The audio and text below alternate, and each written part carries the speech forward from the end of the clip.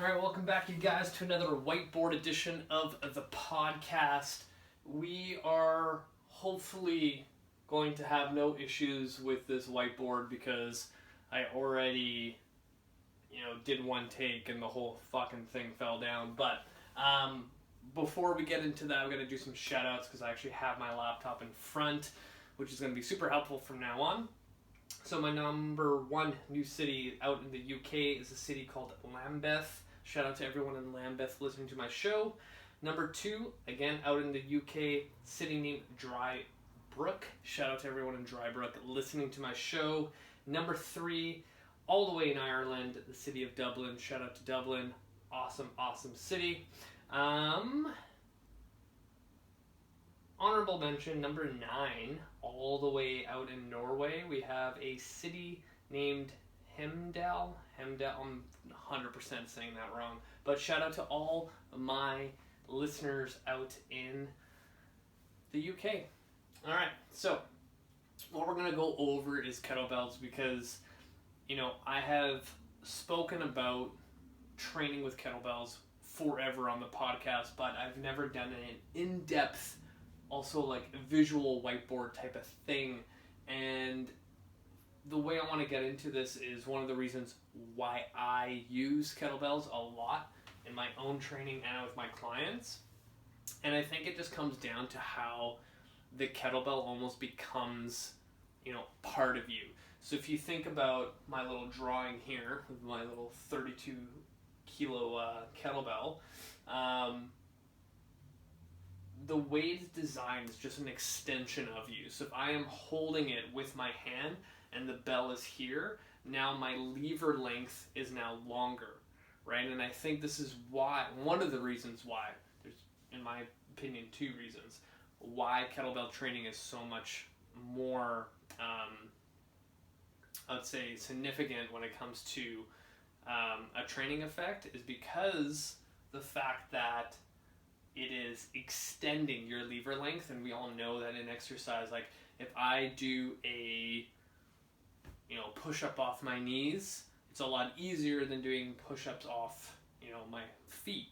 And that's because I cut the lever in half and I have now less I wouldn't say resistance, but less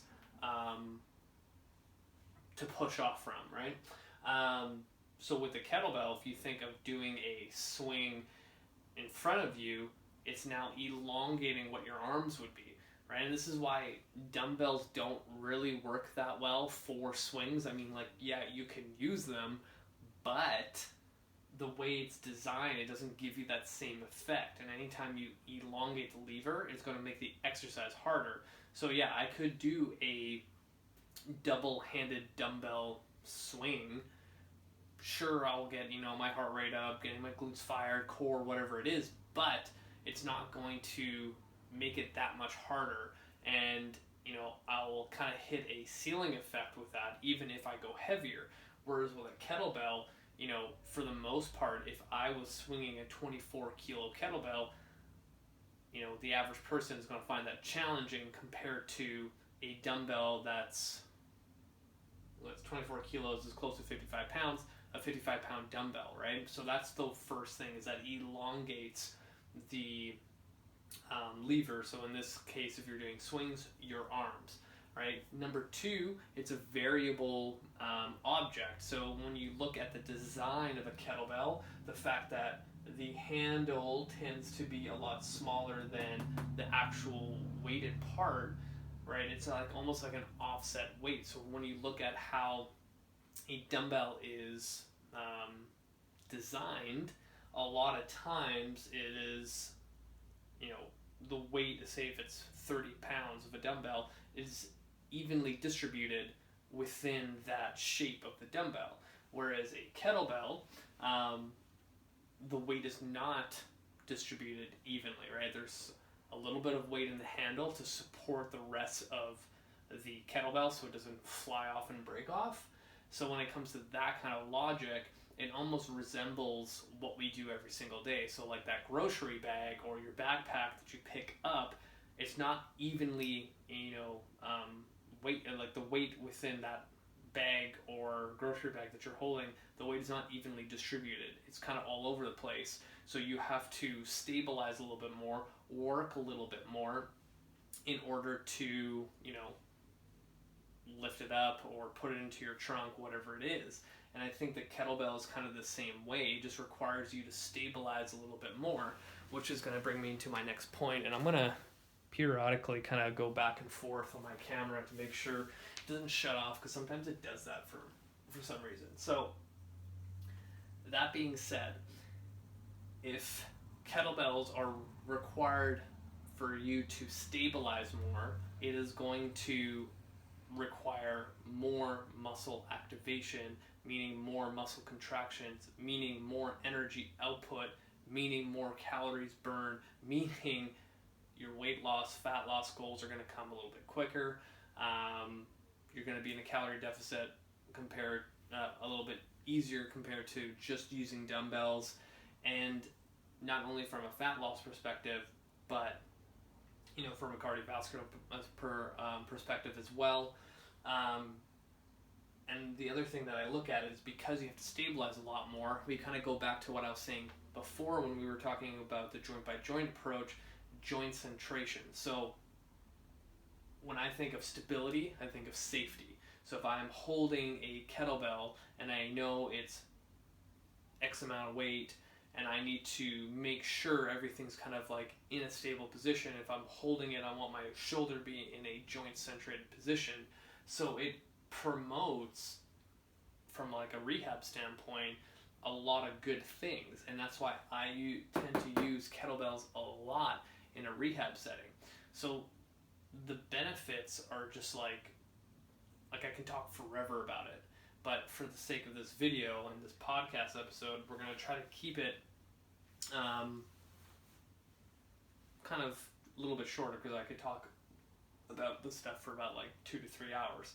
So now that we know what the difference between a kettlebell and a dumbbell is when it comes to benefits, and I'm not bashing dumbbells, like time and place, it's just if I'm looking for a certain goal to achieve, I'm definitely, for the most part, I'm going to use kettlebells in some shape or form, and I'm going to get into those things of like what I use it for, to get there a little bit faster. You know, kettlebells got introduced into the Western Hemisphere by a guy named Pavel, probably around the 90s, but I didn't really kind of get steam rolling until the early 2000s. And, you know, the whole kind of training system came from the Russian army. And when you think about Russians at their prime of the Olympics back, I think in the 70s, they tended to dominate the Olympics quite a bit based on this model of training that I honestly now can't remember, but essentially their work capacity was so high, and one of the tools that they used were kettlebells, but they had this mindset that, you know, say you're cutting freaking wood outside and you're starting to get tired, your rest wouldn't be, I'm going to just stop doing this for a while and then go back to it. It would be, let's find another physical activity that's different as my rest. So you go from chopping wood to digging a hole to putting the wood away, whatever it is.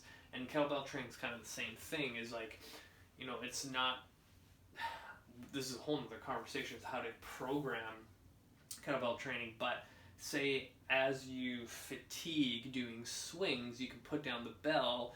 You can use either a lighter bell or the same bell to do a different exercise that requires a little bit of variance. So say I'm swinging, I can put it down, and now I'm going to go into squats, you know, going from a more hip dominant exercise to a more quad dominant exercise. So I'm still working to build my capacity up, but I'm just utilizing a different exercise. And I think that's where kettlebells are so brilliant in that kind of aspect. So where was I going with that? Where kettlebells started from? But I'm going to kind of get into how I use them and why I use them as well, a little bit more into depth. So when I got first introduced to kettlebells and saw both Gray Cook and Pavel working together, and then they demonstrated something called the Turkish get-up. So for short, so I don't have to write it out, I'm going to write down TGU for short. So the Turkish get-up, I don't know why it's called the Turkish get-up, but just the get-up in general.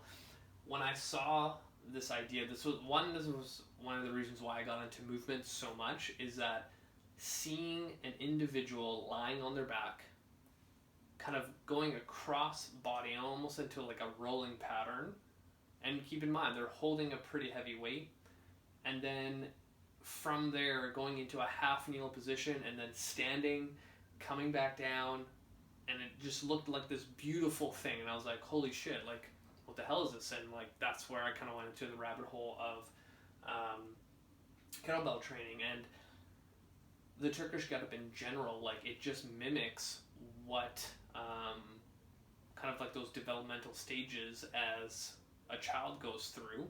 And this is where I think Gray decided to kind of dig deeper into the kettlebell world, because the whole functional movement screen is based on the developmental stages of a child growing up. And, you know, when I started writing my first Ironclad body book, you know, I went through all the benefits of the Turkish get-up, and now rewriting and updating my book for the second volume, which, by the way, I'm at like 64,000 words, crazy in depth. I actually have the list in front of me here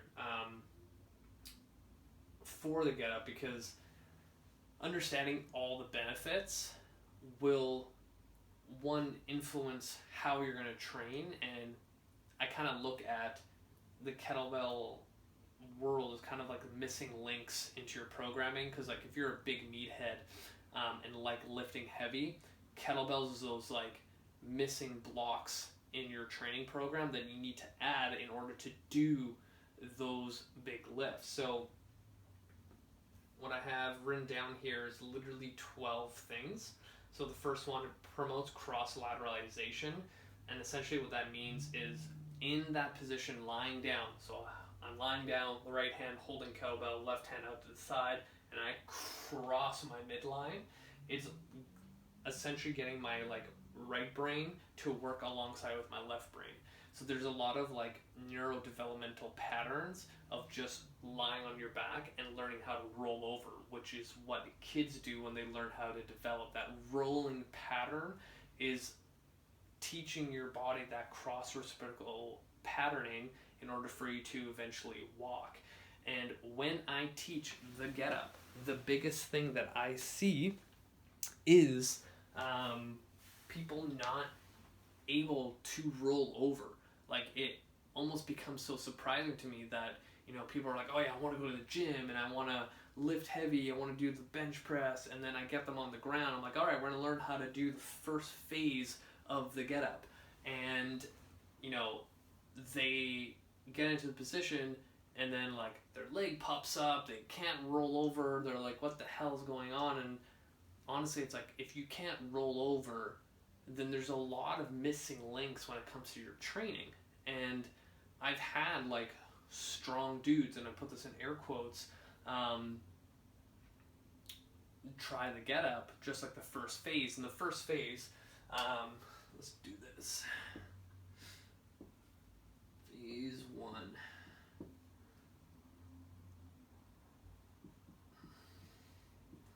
So, if you can read that. Phase 1, there's two kind of ways to it.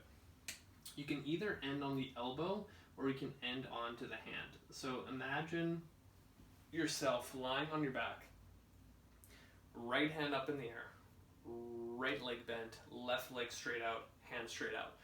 The moment I take that deep breath in and come across the body onto the elbow, keeping my chest up, that could be considered phase 1. Some people in the kettlebell world community will consider going up towards the hand as phase 1. So really it's up to your discretion of where you want to go. But that's initially one of the hardest things for people to learn.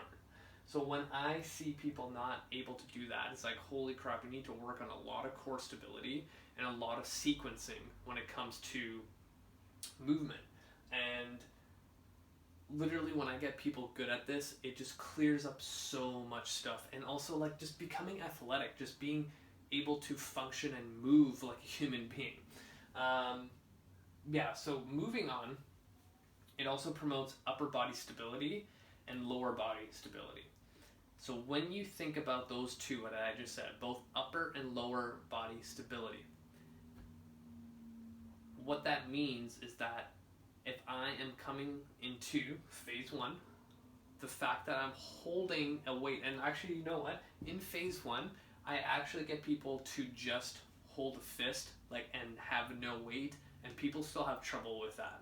And I'm like, to be considered strong, and this is one of the things with the Turkish get-up, for men, they should be able to do the get-up with a 24 kilo.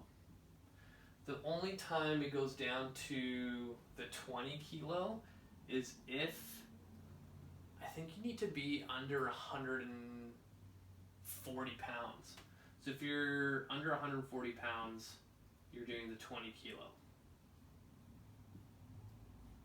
I only know this because when I was training for my RKC, which is the, I guess I'll call it the level 2, so they have the HKC where they just test, I think it's just a 1 day or a 2 day, I can't even remember now, where they just test your goblet squat, your get up and your swing with the 24. And I remember when I was doing my RKC, I had to use the 24, and I'm like, okay, what's the weight class? And I was around like 155, and I'm like, should I lose like 15 pounds just to do this? But I didn't go down that path. But women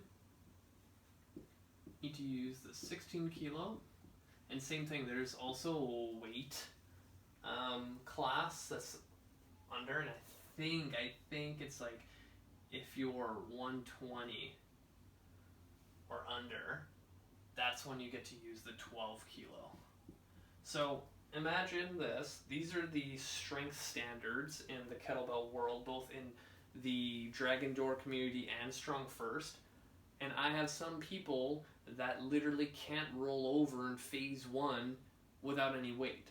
So I'm like, imagine if I could get this person, a dude, with a 24 kilo rolling over onto the elbow, into the hand, like it's nobody's business. Like, that is some powerful stuff.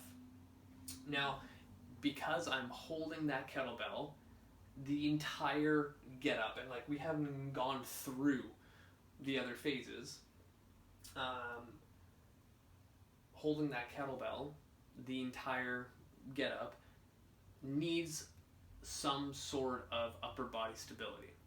The moment you get into the half kneeling position, and that's where I would consider that phase two, that's where you need that lower body stability, right?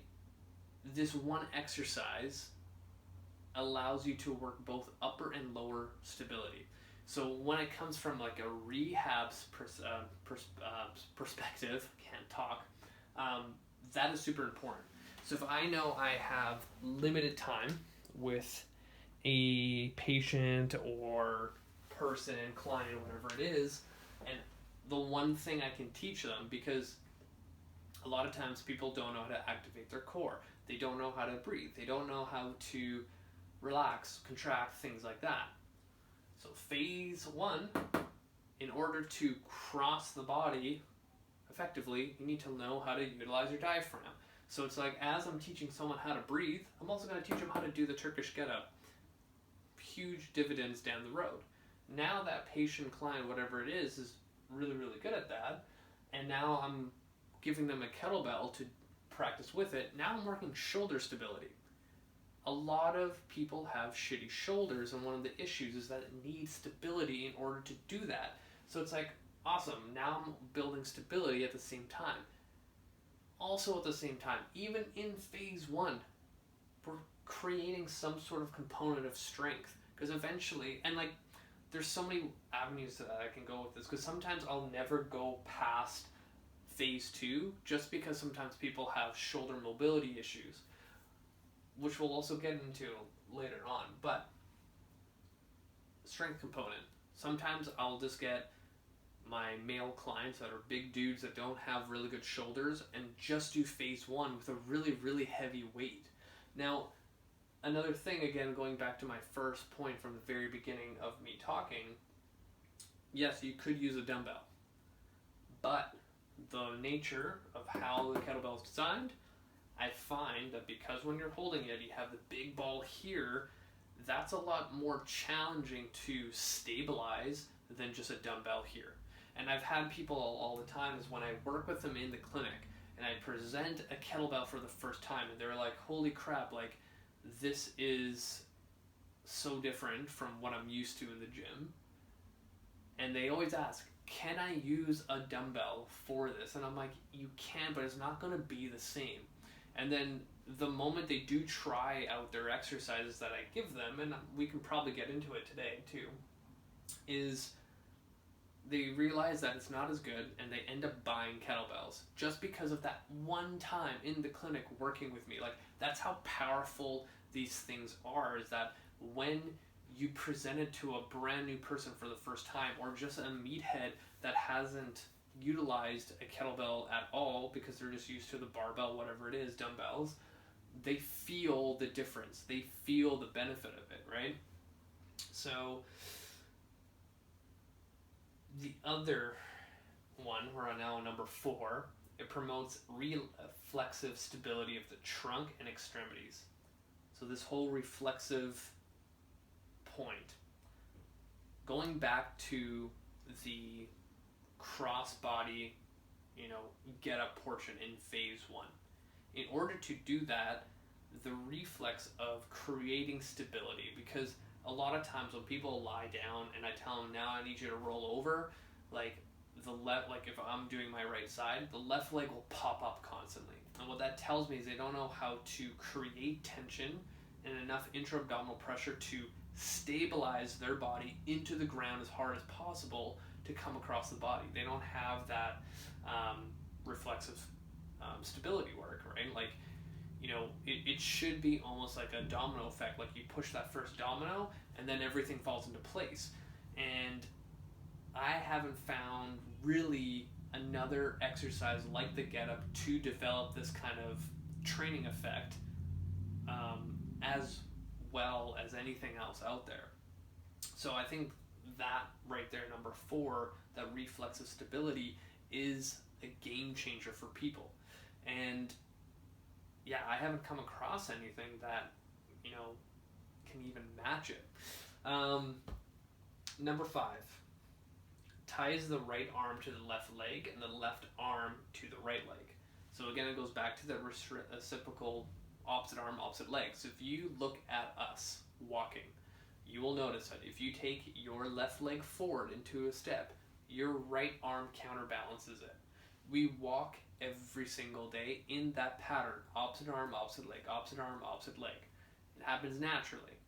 So in my mind, I'm like, if that's a pattern that the human body, us as Homo sapiens, that is ingrained in our brain as the most efficient way to walk, to run, sprint, whatever it is, it almost makes more sense to, when you're in the gym, to resemble that movement, right? Lunges is one of those ways, but most of the time, like, our arms are fixed at holding dumbbells, whatever it is. And the nice thing with the get up, you get that cross patterning effect when you do the exercise. And again, it's another moment where when I was researching the get up and I read that point, I was like, holy shit. It was like one of those times where things started linking. I'm like, this makes so much sense, right? Like, this exercise makes you better at being a human being, right? Like, it promotes what's ingrained in us since the dawn of time. Like, that's pretty fucking important, and not let's place a barbell onto my hands and come down, I don't know, 20 inches at my chest and then press it off. Like, that's not going to give me, my most bang for my buck for human performance.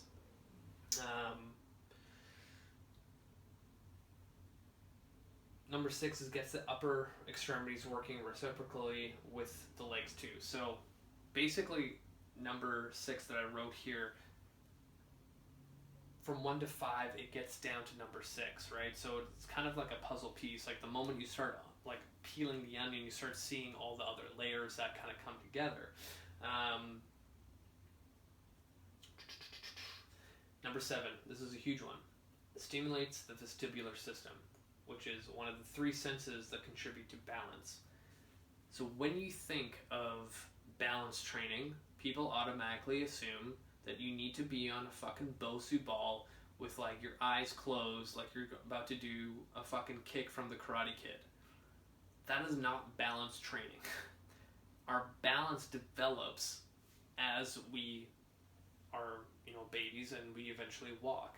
Like, it almost sounds, crazy to think that as we are babies lying on our backs, the moment we start learning how to roll over is the moment that we start building our balance. If you look at the science behind how we develop, like, think about it. If a baby goes from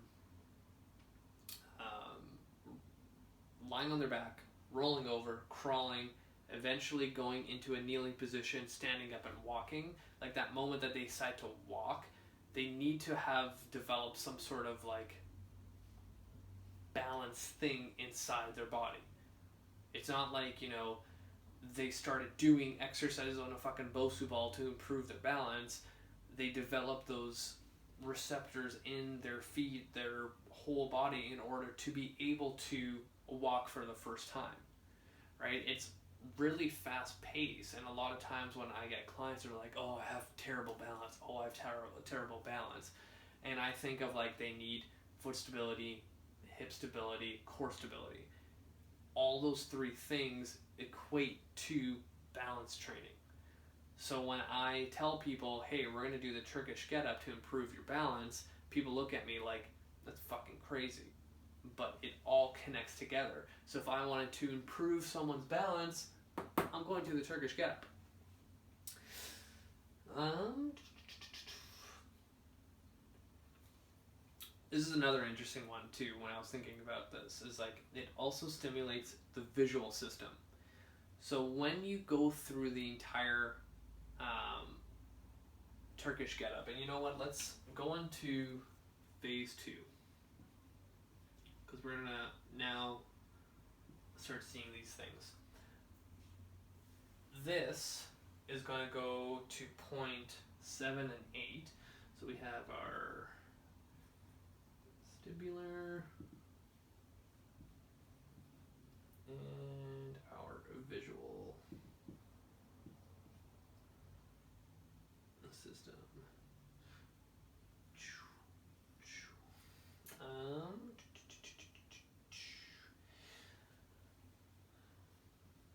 So these 2 tend to happen right. Okay, I will say it will happen in phase 1, but I think it kind of happens right in between phase 1 and 2, and then getting into the final get up, which would be phase 3. So when I coach the kettlebell Turkish get up, as you're lying down and you're holding the kettlebell into your fist, your eyes are on the object the entire time. So now we're looking at our object. The moment we come across the body, we are still looking at that object. We are still training our visual system. Now, when I go into the high bridge position to transition into phase 2, I am still looking at that kettlebell, still training my vision. Now, going into phase 3 is where all this stuff gets challenged. when I get into the phase 2 position where my hands on the ground, my knees on the ground, my legs out to the side, and I'm holding, as I come up and now I need to straighten out my legs into a half kneel position, my eyes will go straight. That moment of looking up at the kettlebell and then looking out straight is where a lot of people will tend to lose their balance. But if I spend a lot of time in phase 1 and phase 2, that's not going to happen. A lot of people will have enough stability and enough training within the vestibular and visual kind of aspects of the exercise that when they get to the phase 3 where they're kneeling and they're going to go into the standing position, balance is not going to be an issue. And that's the thing, like, just think about when babies develop, when they how long it takes in each stage.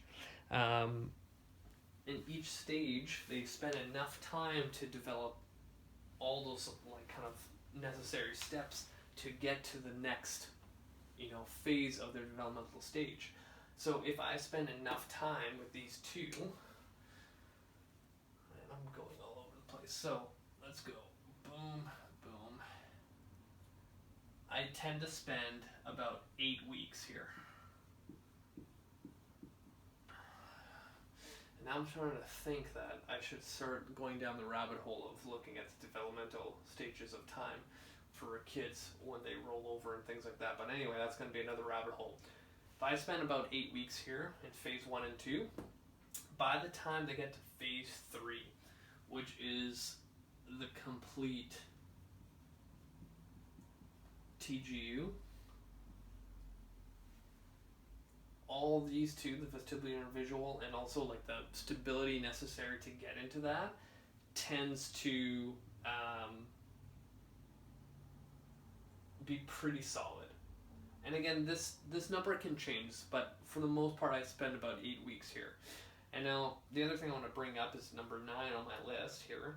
It also stimulates your proprioception system, which also contributes to balance. So I'm going to throw in another. How do I want to do this?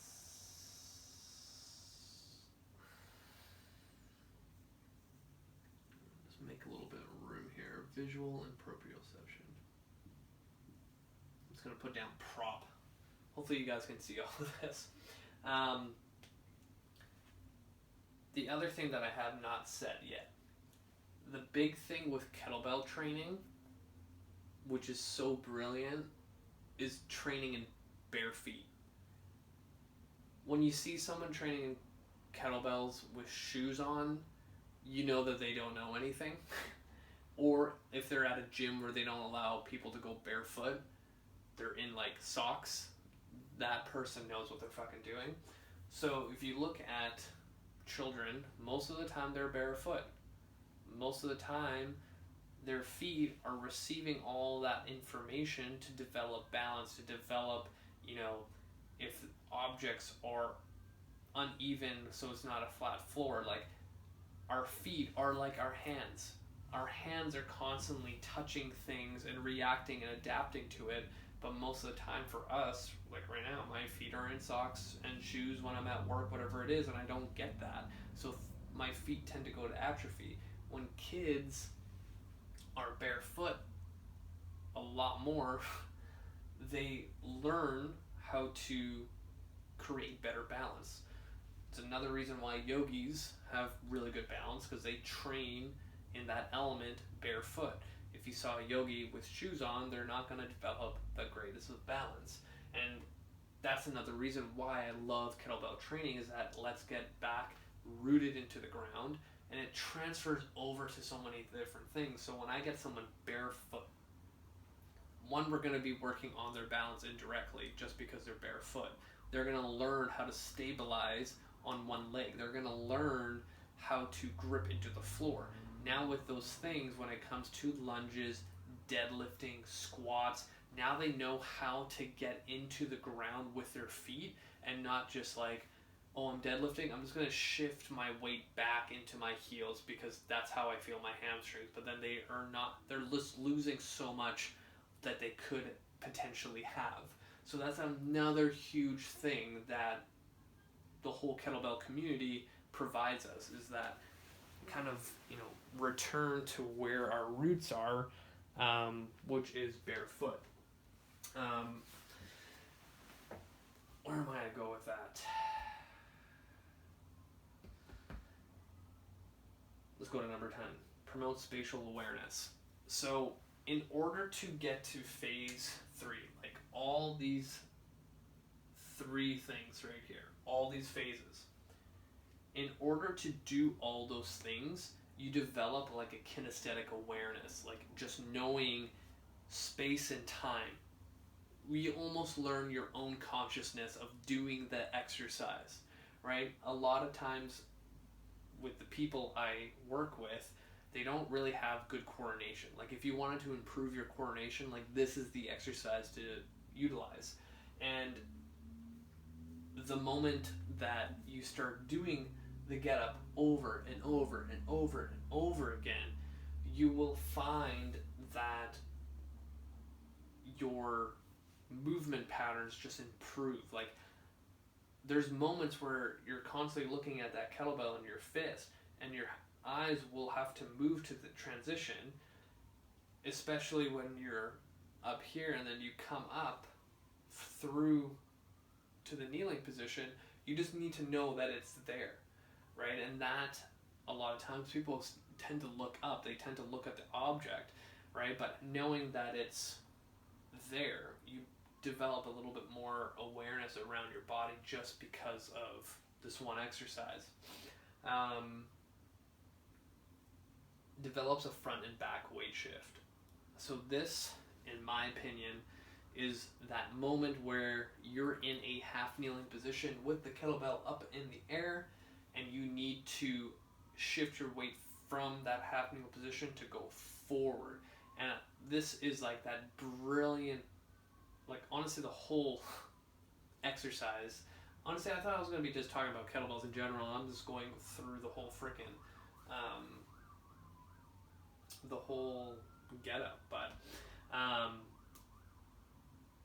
the whole exercise is brilliant because now, especially number 11 that we're on, when we move forward, like when we want to produce motion or force or power, we need to know how to take the weight that's on us, within us, holding from a dead stop to a propulsion like position to go forward.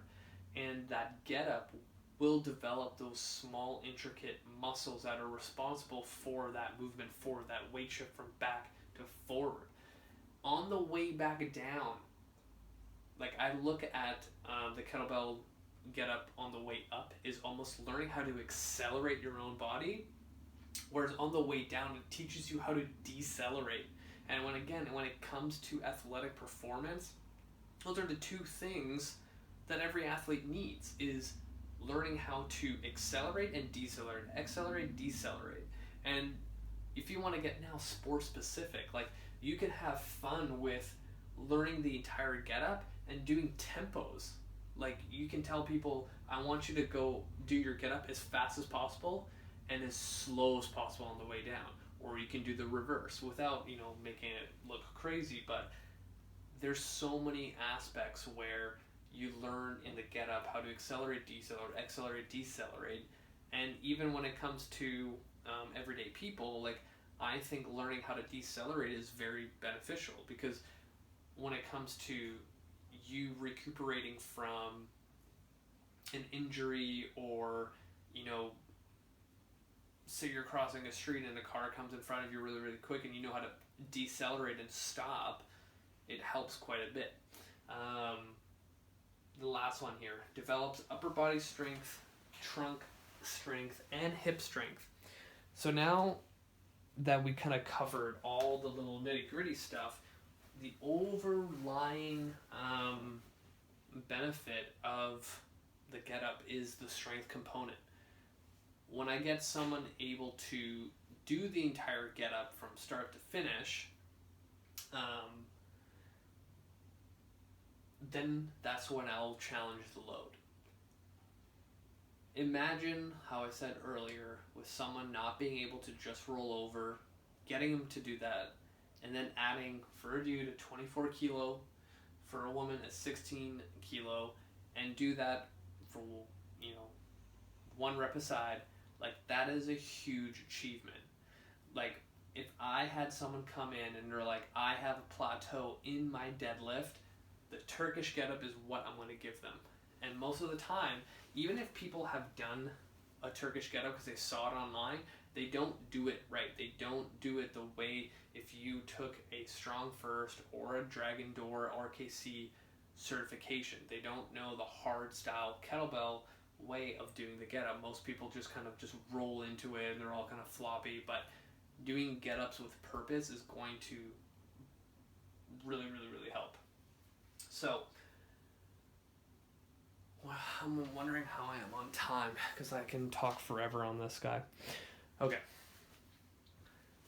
I'm going to do a part 2 on this, because we're already at 40 minutes here. But, let's take this.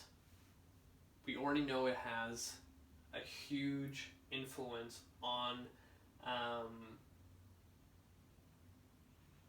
so many levels of human movement and performance, but now, and strength, but now let's look at this from a rehab standpoint.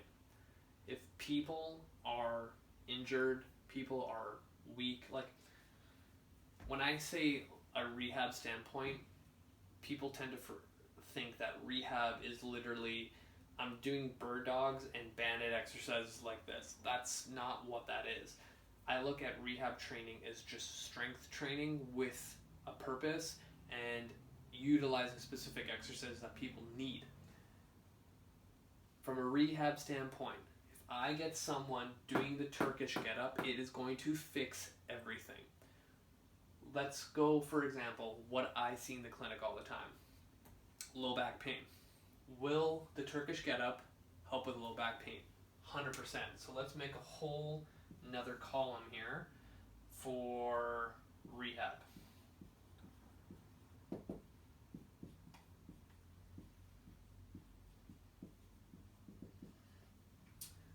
So one thing that people need to help prevent low back pain is core stability. A core strong enough to fight flexion, extension, anti-rotation, and lateral flexion. The Turkish get-up does that, right? If you can't keep a stable spine during the get-up, you will just collapse. So if I get someone really good at the Turkish get-up, low back pain tends to go away. What's another thing I see in the clinic? Terrible, terrible shoulder pain. What does a shoulder need? It needs, most of the time, stability. So if I have someone holding the kettlebell, and again, like, most of the time we're not going to go overhead, so let's just stick in phase 1 here, where we go to the elbow and hand. How do I create stability? Let's place a load, let's centrate the joint, and teach the shoulder that anytime you grip tight and hold a heavy weight, you're going to stabilize. So I just created stability. We can have a subcategory here for the scap. What does the scap need? It needs stability. Again, we have that in phase 1. And just in general, say I have someone that's an overhead athlete and their scap is all flimsy, loosey-goosey, Turkish get-up in general, especially in that overhead position, learning how to stabilize it. What else do I see in the rehab setting? A lot of shitty hips, especially when hips need stability. When we get into the get-up, especially in that half-kneel position, I would bet that if I had a weight over my head in a half-kneel position, and now I have to go from a dead stop from a split squat up into a lunge, that requires quite a bit of hip stability. That fixes my hip problem. Now, people with grip issues that can lead to shoulder injuries as well. I'll just put down grip strength, because that kind of leads into so many other things. So honestly, a lot of this stuff will, and you'll see more of these videos that I do, how my training kind of magnifies, and I've been using this word a lot, magnifies and spills into other facets of training. So I just went over just the Turkish get-up, right? Of how what the benefits are, what benefit from strength, from a stability standpoint, and also from a rehab standpoint, where it fits. I think for the next upcoming videos, I'm going to do a part 2 to kettlebells, because there's so much more that we can talk about, and some other rehab stuff that I want to get into. But for the sake and time of this video, that's it for tonight, because I can talk forever. But if you guys have any more questions, feel free to reach out. Thank you so much for watching, listening. You guys are amazing. Hit the show notes, add me on Facebook and Instagram, because I post a lot of videos like this one that you're watching if you're watching on YouTube or Facebook. And that's it for me. Until next time, you guys.